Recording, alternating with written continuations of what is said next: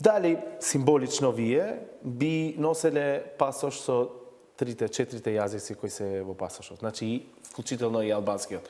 И да се каже, дури како гест, ако сакате, или како пример, дека ова што имаме повеќе јазици во Македонија е богатство. Јас немам проблем со таа. Но дали ќе го направите? Би го направил. Не сум размислувал, прв пат слушам вака прашањето е издвоено.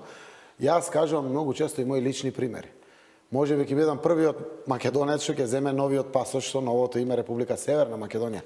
Јас прв реков да живее Република Северна Македонија. Тоа е редот.